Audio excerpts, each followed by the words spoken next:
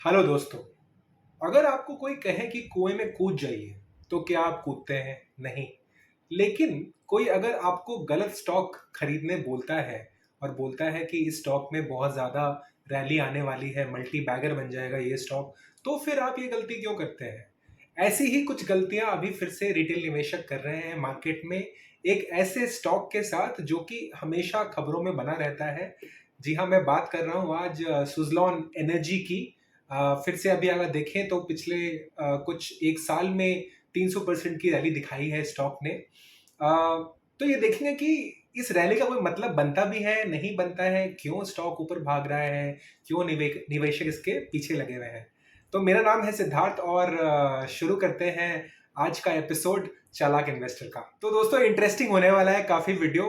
Like और subscribe ज़रूर कीजिएगा ऐसे और इन डेप्थ एनालिसिस देखने के लिए जो कंपनीज इंपॉर्टेंट है रिटेल इन्वेस्टर्स के लिए।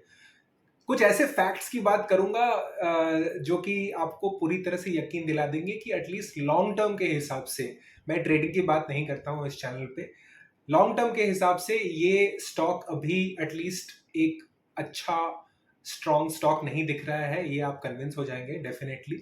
तो बने रहिएगा एंड तक और इसमें तीन बातें करेंगे। पहले क्विकली कंपनी का ओवरव्यू देख लेंगे। आई थिंक ज़्यादातर लोगों को पता ही है सुजलॉन एनर्जी क्या करती है, बट नए लोगों के लिए क्विकली कवर कर लेंगे। दूसरा, कंपनी के फंडामेंटल्स की बात करेंगे, टेक्निकल्स की बात करेंगे। और तीसरा, एंड में जिन लोगों ने इसमें निवेश किया हुआ है उनके लिए कुछ टिप्स होंगी। लाइक आपने किस पॉइंट पे एंट्री ली है स्टॉक में, उस हिसाब से मैं आपको एजुकेशन के हिसाब से बताऊंगा कि मेरी राय क्या है। ऑफ कोर्स आप अपने इन्वेस्टमेंट एडवाइजर से जरूर कंसल्ट कीजिएगा, लेकिन मैं आपको अपनी राय जरूर बताऊंगा एंड में कि आपको इस स्टॉक के साथ अपने पोर्टफोलियो में क्या करना चाहिए आगे।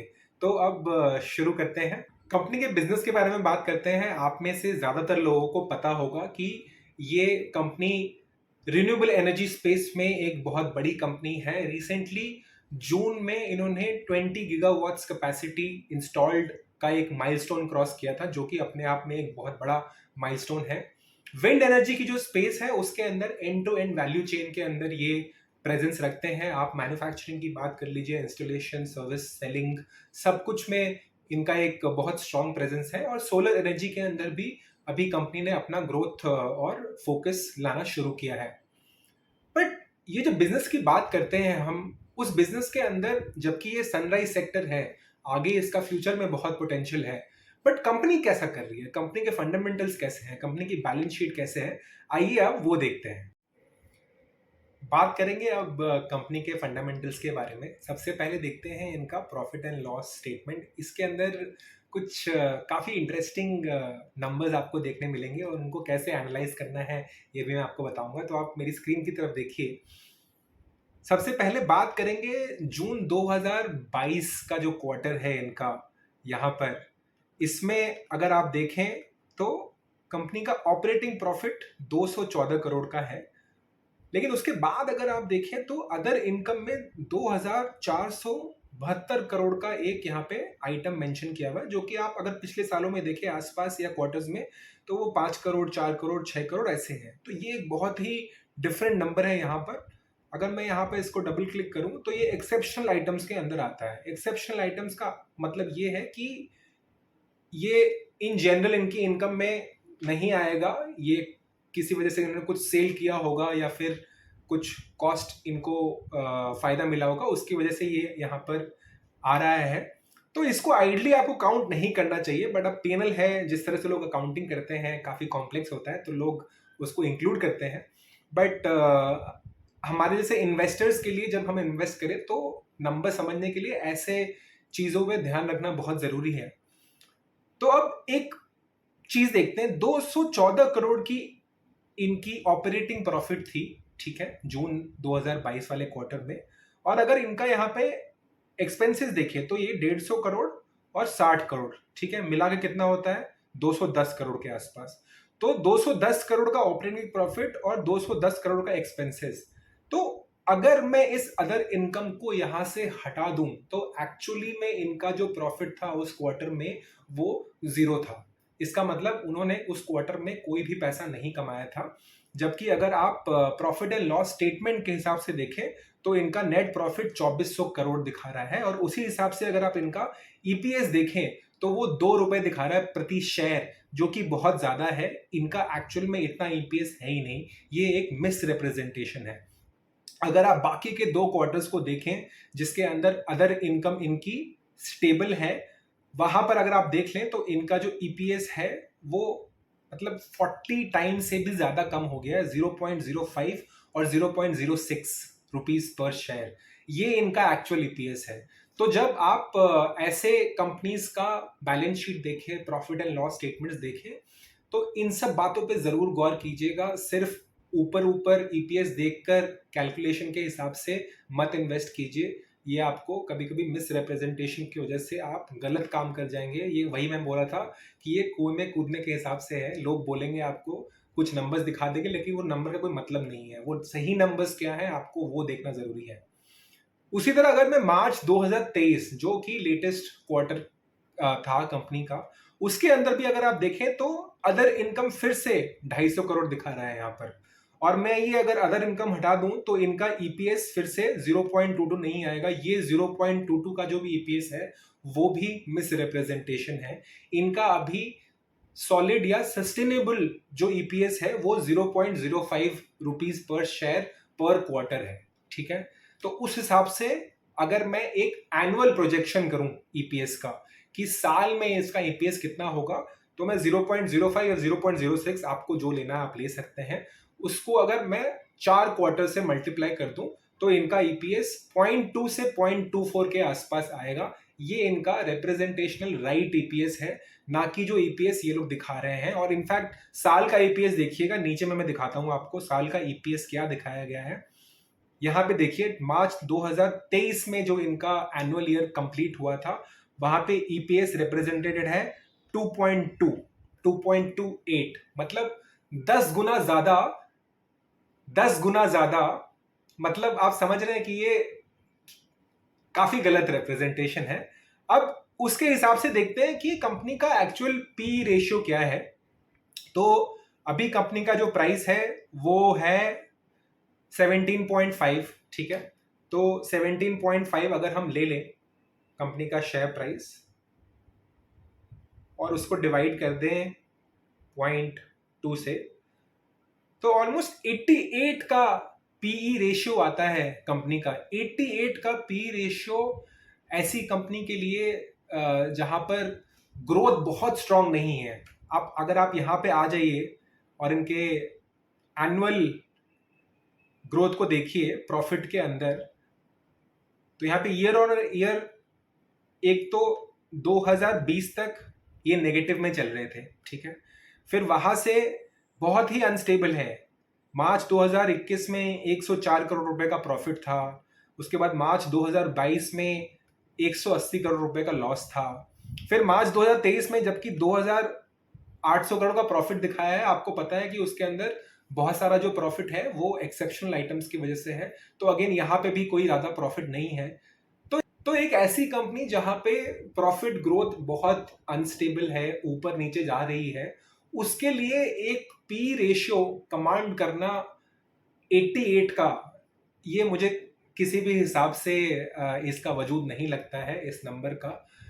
जी हाँ, अगर कंपनी नेक्स्ट फ्यू क्वार्टर्स में स्टेबल ग्रोथ दिखाए, स्टेबल प्रॉफिट दिखाए, तो क्योंकि ये सनराइज इंडस्ट्री है जैसे मैंने बोला था, डेफिनेटली तब शायद इस कंपनी का ईपीएस बढ़ेगा और उस हिसाब से पी रेशियो पे अगर एक मल्टीपल मिले इनको स्ट्रॉन्ग, तो वो जरूर जायज है। बट अभी कुछ भी ऐसा नहीं दिख रहा है कंपनी के अंदर। न प्रॉफिट एंड लॉस स्टेटमेंट के अंदर कुछ है, न इनके जो इनकम है उसके अंदर कुछ है। अब आप आइए हम इनकी बैलेंस शीट भी देख लेते हैं। बैलेंस शीट के अंदर देखें तो मार्च 2022 में इनकी जो टोटल लाइबिलिटीज थी वो थी 6400 करोड़ रुपए, और मार्च 2023 में इनकी टोटल लाइबिलिटीज है 5500 करोड़ रुपए। इनकी अगर टोटल बोरोइंग्स अगर आप देखें तो 4200 करोड़ रुपए थी मार्च के अंदर, और अभी मार्च 2023 में घट के 1900 करोड़ रुपए आई है। ये काफी शार्प रिडक्शन है। बट अभी भी इनका जो डेट टू इक्विटी रेशियो है वो 1 से ज्यादा है। और मेरे हिसाब से ये एक कंसर्निंग फैक्टर है कंपनी के लिए। वो कोशिश कर रहे हैं कि डेट को अच्छी तरीके से हैंडल करें।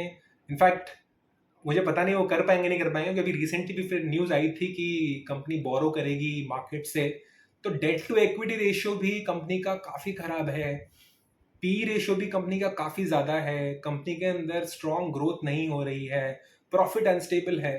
तो किस फंडामेंटल के हिसाब से कंपनी कमांड कर सकती है कि इसके शेयर प्राइस में बहुत ज़्यादा रैली होगी? लोग बोलते रहते हैं। अभी रिसेंटली इनफैक्ट मैंने एक रिकमेंडेशन देखा था सोशल मीडिया पे कि इस कंपनी का टारगेट प्राइस 22 रुपए है। किस हिसाब से 22 रुपए है, उसका कुछ सेंस नहीं बनता है, कुछ स्टेबिलिटी नहीं है, कुछ ग्रोथ नहीं है। तो मेरे हिसाब से तो आपको इस कंपनी से डेफिनेटली दूर रहना चाहिए, एटलीस्ट फंडामेंटल्स के हिसाब से। ये वो एक ऐसा स्टॉक है जो लोग या तो स्पेक्यूलेशन के हिसाब से या बस सेंटिमेंट के हिसाब से इस स्टॉक प्राइस की मूवमेंट हो रही है, और बहुत स्ट्रांग मूवमेंट हो रही है। और ये कंप्लीटली ऑपोजिट है एचडीएफसी बैंक से। एचडीएफसी बैंक एक ऐसा स्टॉक है जो मैंने रिसेंटली एनालाइज किया था अपने चैनल पे। आप इंफॉर्मेशन आइकन में देख सकते हैं। इनफैक्ट अगर आपको उस स्टॉक में देखना हो तो वहां पर फंडामेंटल्स बहुत इंप्रूव हुए हैं, स्ट्रॉन्ग प्रॉफिट इंप्रूवमेंट है, स्ट्रॉन्ग इंप्रूवमेंट सेल्स के अंदर है, बट कंपनी के शेयर प्राइस में वो दिखने नहीं मिला। तो वो शेयर डेफिनेटली आगे ऊपर जाएगा, वहां पे आप सोच सकते हैं निवेश करने का। बट इस कंपनी में जबकि कुछ भी ऐसा नहीं है, आप डेफिनेटली मैं रेकमेंड करूंगा कि इसमें पोजीशंस अगर आपने नहीं बनाए हैं तो और पोजीशंस तो डेफिनेटली मत बनाइए। अब जिन लोगों ने पोजीशंस बना लिए हैं तो उनके लिए बात करते हैं। देखिए, दो तीन तरीके हो सकते हैं आपने पोजीशंस कैसे बनाए होंगे। एक तो आपने पोजीशन शायद बहुत लो पे बनाया हो, लाइक 4 से 5 रुपए शेयर ट्रेड कर रहा हो, और लाइक आपको लगा हो कि अच्छा चलो ठीक है, इसके नीचे तो डेफिनेटली नहीं जाएगा, इसमें कुछ पोजीशंस बना लेते हैं, और आज आपको वो ऑलमोस्ट 4x का 400% का रिटर्न दिखा रहा हो। तो मेरा रिकमेंडेशन ये रहेगा कि आप प्लीज एग्जिट कर लीजिए।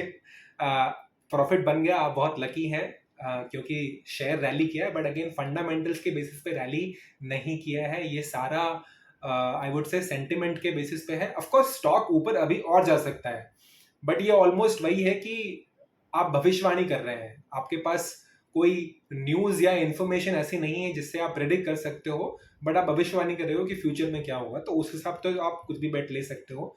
बट मेरे हिसाब से अगर आपने कम पैसों पे खरीदा हो और आपके प्रॉफिट डेफिनेटली बन रहे हो तो आप यहां से निकल सकते हैं।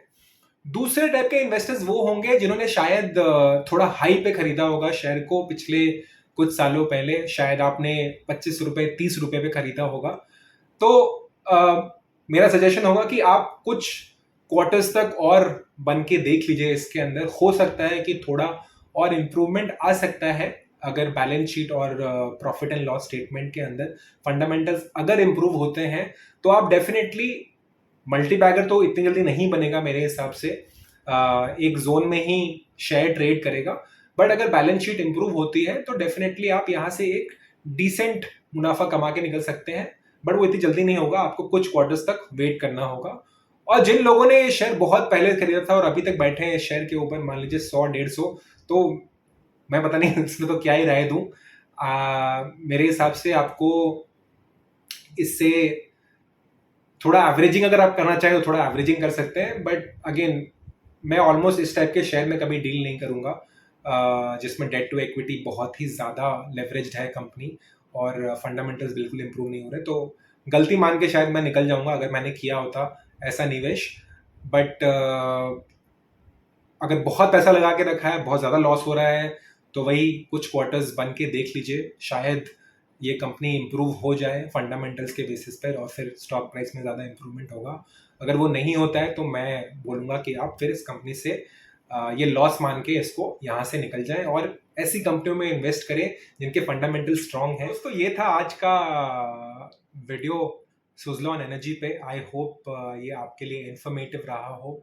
इसको एजुकेशनल एडवाइस की तरह ही ट्रीट कीजिएगा। अगर आपको इस स्टॉक में इन्वेस्ट करना है या फिर आप ऑलरेडी इन्वेस्टेड हैं और एक्चुअल में क्या करना चाहिए, प्लीज़ अपने इन्वेस्टमेंट एडवाइज़र का आप राय लीजिए इसके ऊपर। बट आई होप कि इस इंफॉर्मेशन के साथ आपको कुछ एक व्यू बनाने मिला हो जिसके बेसिस पर आप सही डिसीजन ले पाएंगे। तो थैंक यू बने रहने के लिए, और चैनल को सब्सक्राइब ज़रूर कीजिएगा ताकि मेरा ये कंटेंट बाकी लोगों तक पहुंचता रहे जिनको इसकी ज़रूरत है।